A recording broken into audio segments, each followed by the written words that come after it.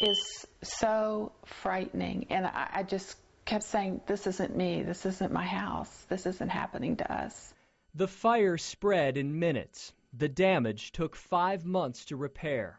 It started in Karen Clardy's garage and jumped into the walls and into the attic. Smoke just billowed out. I mean, you could hardly see in the neighborhood. The smoke was so bad. The first sign of trouble, a popping sound, and then the lights went out in the house.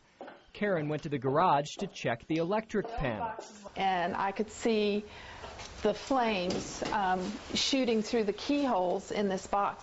The box was a brand fire investigators had heard of before, a Federal Pacific stab lock electric panel installed in thousands of homes in the DFW area before 1981.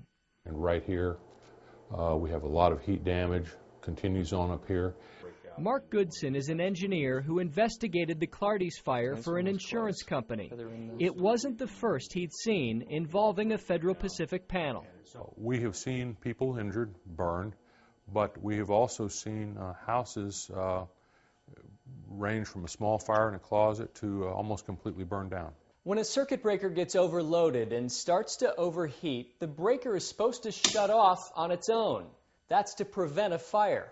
But Mark Goodson and other engineers who've studied Federal Pacific breakers say some of them don't work the way they should. On some of these breakers, the heat will be generated as it should be, indicating a problem, but the breaker never cuts off. It just stays on. One study by a New York engineer, Jesse Ehrenstein, looked at nearly 1,500 Federal Pacific breakers and found about 1 out of every 4 failed to trip when overloaded, creating a fire risk. Federal Pacific is no longer in business, but in the 1980s, the company notified the Consumer Product Safety Commission that many of its circuit breakers did not comply with UL requirements. UL is a testing service that checks the safety of electric products. But even though the boxes didn't meet those standards, Federal Pacific still claimed they were not a fire hazard. The CPSC never took action to force a recall. Instead, the agency shut down the investigation and put out this news release saying they didn't have the money to study the issue. Karen Clardy was stunned to learn there was no recall, no warning. I can't believe that they have kept this almost like a secret. Just last week, the CPSC issued a new statement. It tells electricians, homeowners, home inspectors, and realtors to read the 1983 news release more carefully, pointing out the commission closed the matter without making a determination as to the safety of FPE circuit breakers or the accuracy of the manufacturer's position on the matter. The release warns people never to overload any electric circuit and to call an electrician when in doubt.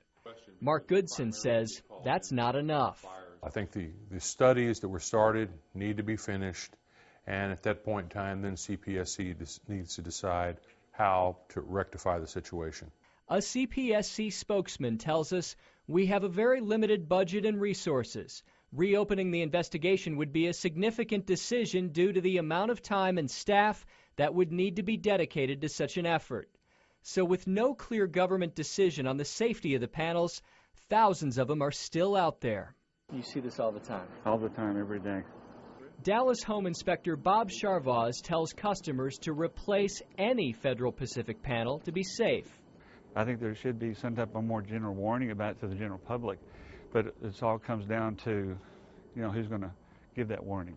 At least one local electrician is running ads now saying Federal Pacific panels are unsafe and offering a discount on replacements. And in neighborhoods, word is getting out. Just heard through the internet and neighbors and word of mouth that it was, maybe unsafe, so we decided to upgrade. Karen Clardy shared her story because she wants everyone to look closely at the box in their garage or bedroom closet. Because you pay such a big price if you just don't take care of this. Scott Friedman, NBC5, Dallas.